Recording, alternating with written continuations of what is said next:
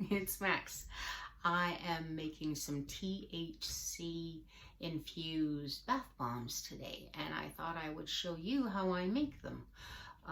And I am also going to put some of these cute little necklaces in a couple of them.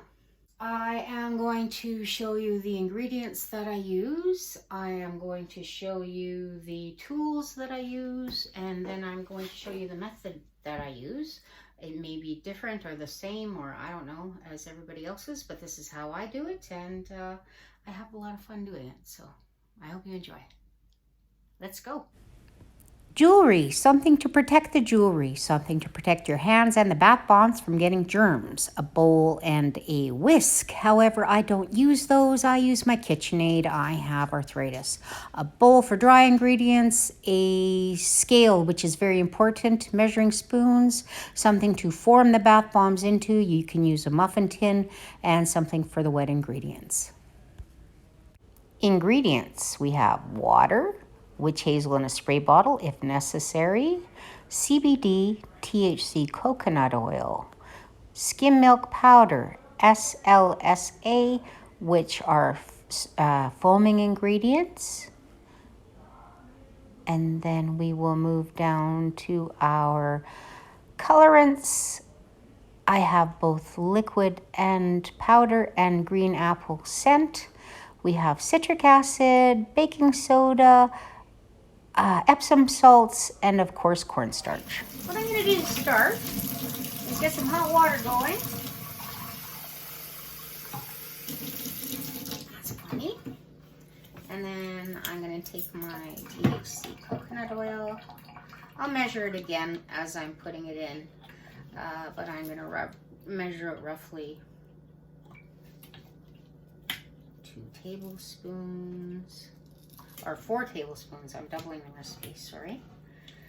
I usually make a small recipe of these, but today I am making quite a few, so there we go. Hopefully that'll work. Okay. I didn't want to take this into the kitchen and melt it there or take out my hot plate, so hopefully this will work. I figure by the time we need it, it'll be nicely melty. Okay, I'm balancing my scale out to 0 with the bowl on top. I am going to measure out 1 pound or 454 grams of baking soda. And then I'm going to sift it. Okay, I've got a pound of baking soda measured out. Now I am going to sift it into my mixing bowl. Okay, so I have taken 2 parts yellow and 1 part blue. That's a 1/16 of a teaspoon of yellow and a 32nd of a teaspoon of blue, and mix them with 2 tablespoons of water. I'm using easy colors and they're very vibrant, so you don't really need a lot of color. And I put them directly into the baking soda because if I have to adjust the color or if I make a mistake with the color, I like to know before I put in my expensive ingredients. Okay, now I'm going to measure in the rest of my dry ingredients. I'm going to do that by both weight and with tablespoons and teaspoons, etc. Okay, first up I have some Epsom salts. They are, I take these and pulse them in an old blender, and they make a fine powder. Then they stick together, but I sift them anyway, so it's not a biggie. So I want 8 ounces of Epsom salts. 6. Here I am measuring out 8 ounces of cornstarch. It is both a binder and it makes the water very soft. So it's nice. Some people use kaolin clay. I've used that. That's a nice thing to use too. Next up, we're going to add in some SLSA and some milk powder. I wear a mask when I'm working with SLSA. That stuff is really, really hard on the sinuses. It kind of like almost like vinegar and what's that stuff called? Wasabi powder up the nose. It's awful. But it makes really beautiful bubbles, and it's very gentle on the skin. So I add that. What you want to do though is balance out your surfactants like milk powder and SLSA with the amount of spin that you want, because the more foam you have, the less it spins. So I am going to only put a tablespoon of each in there, and then hopefully I'll get some lovely foaming as well as a nice float and spin with my bath bombs, because as well as wanting them to help people's aches and pains, I also like them to act like a bath bomb should, you know, a nice little float, spin, some nice color, and your skin should feel nice when you're done. So here I go with the SLSA, and like I said, that stuff is pretty potent. So I'm putting 2 tablespoons of each because I've doubled the recipe. Now this is what it looks like all mixed together. I have measured out 4 tablespoons of the THC oil. Now I'm going to put in 2 teaspoons of polysorbate 80, which is really nice in that it prevents the colorants from staining the sides of your tub or your skin.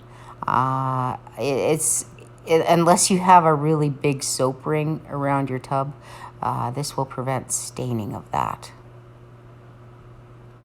Now I am going to add 4 teaspoons of either essential oil or fragrance oil. I've chosen green apple fragrance oil from Mystic Moments out of the UK. I'm really happy with their products.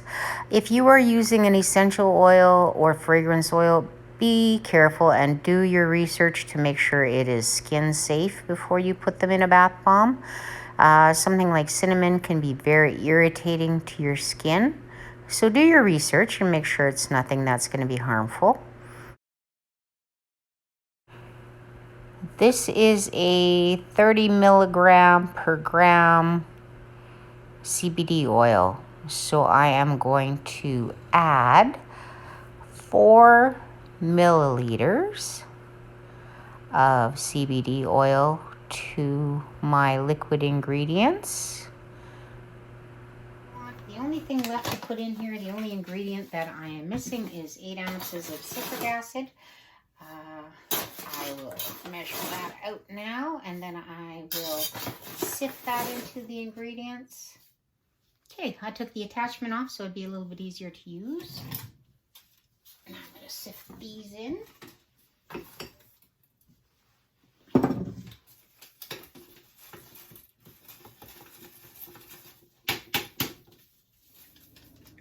Okay, this is the fun part.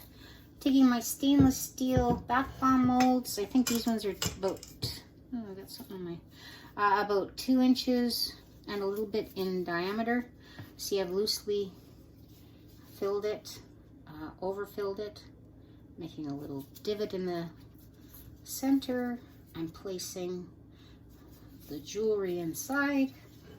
I'm gonna loosely boopity-boo. And then I'm going to loosely fill the other side, overfill it, and then I'm going to pop the 2 of them together. See what I get. And I'm not really twisting them, although I make this weird twisting motion with my hands. I'm really not twisting them. I'm just don't have the strongest hands anymore because I have arthritis. See? And I bang them against there. And what I do when I dry mine is I take them completely out of the bath bomb mold. Okay, I'm going to make another one of these, show you again. I have loosely overfilled one side of the stainless steel bath bomb mold. Put my finger inside, make a little well. And I don't press it down or anything. I just make a little well, and then I loosely throw this stuff on top, and then I loosely fill the other side. Right, overfill them both, and then press them together. And the thing with bath bombs is you really don't want to overfill them, because then they don't do what you want them to do in the tub either. They won't spin and do all those fun things. So, sorry. I'm sure you don't need that. I have, there we go. This one, I'm gonna put over here. And I'm gonna do that again for you. Okay, I've overfilled it. Oops. Overfilled it. Put this inside here. Put some more on top. And overfill this side. Smoosh the two sides together really hard. And then tap it against the side of the bowl and unmold it. Sometimes too I go, oh, that one's got a little bit of Epsom salt in it. Oh well. I'll go and rub off these little things too while it's still soft. And then it's all lovely when you're done. So there we go. Nice little apple THC bath bomb with a little surprise inside. Not hard to make at all, are they? And here are the results. That was fun. 3 of them have charms and the rest don't. And I had a good time. If you enjoyed that, then hit subscribe because we'll do more. Take care.